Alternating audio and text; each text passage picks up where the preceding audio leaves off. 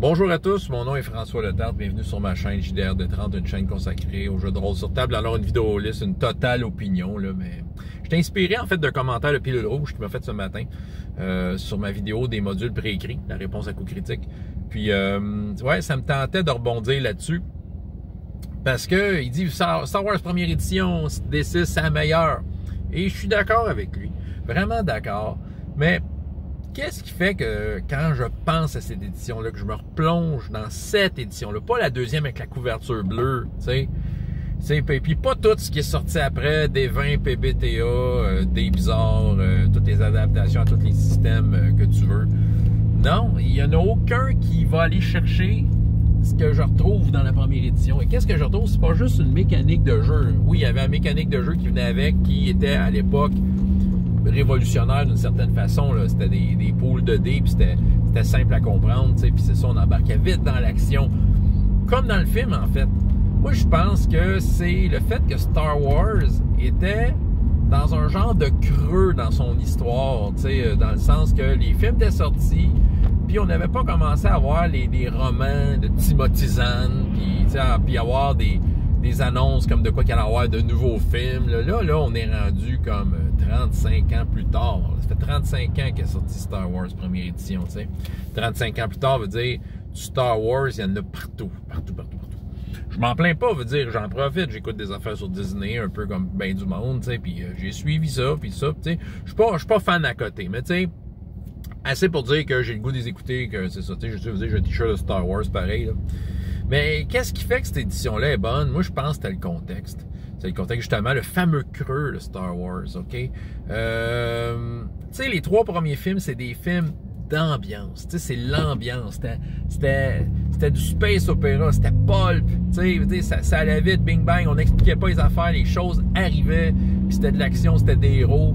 Plus grand que nature, puis ça s'arrêtait pas mal là. On n'avait pas de données techniques sur comment ça marche un X-Wing, puis c'était quoi le nom du gun. On s'en sacrait un peu. Oh, il y a du monde qui faisait des recherches, tout ça, mais tu sais, la plupart, là, le fan moyen avait juste apprécié l'œuvre pour ce qu'elle était, un film d'action dans l'espace. C'était juste ça. Puis on avait une belle trilogie, une belle histoire, puis tu sais, ce jeu-là ouvrait la porte pour, à notre tour, comme n'importe quel jeu de rôle, raconter des histoires à notre façon. Mais on n'avait pas à... Comment je pourrais dire? Tu jouais à Star Wars. Moi, je me souviens à l'époque, autour de ta table, t'avais personne qui allait te geekifier ça, là, puis te faire chier avec ça, là, tu sais, genre... Ouais, mais tu sais, comme aller dans des détails qui sont pas vraiment importants pour reprendre ce qu'on aime à l'époque de Star Wars. Rappelez-vous, Star Wars, cette trilogie-là, c'est la base de tout ce qu'il y a aujourd'hui. C'était quoi? Puis un des ingrédients qui était là, ben, c'était un film d'action dans l'espace, c'était une ambiance, tu sais. Puis c'était ça que George Lucas voulait faire. Tu sais, la fameuse cantina, épisode 4, qu'il y a plein d'extraterrestres dedans. Il n'y avait même pas de nom, ces extraterrestres-là. On savait même pas ce qu'ils mangeaient en hiver. À cette heure, on le sait. Tu sais, c'est ça qui arrive. Mais à l'époque, lui, ce qu'il voulait, c'était l'ambiance. Ça l'aide de ça. Puis quand tu jouais à Star Wars première édition, ben tu te plongeais dans cette ambiance-là. Puis t'avais pas à te poser la question, le Star Destroyer, c'est quelle longueur? On s'en sacrait. Sérieusement, on s'en sacrait. On voulait vivre l'action. Puis je pense que c'est ça qui fait que Star Wars première édition, c'est probablement la meilleure parce que justement, elle va juste, tu sais, il y avait cette liberté-là, puis t'es sûr que t'allais pas te faire achaler par des geeks auto qui connaissent ça plus que toi, tu sais. C'est ça, personne connaissait ça plus que personne d'autre. Tout le monde savait ce qu'il voulait de ce jeu-là.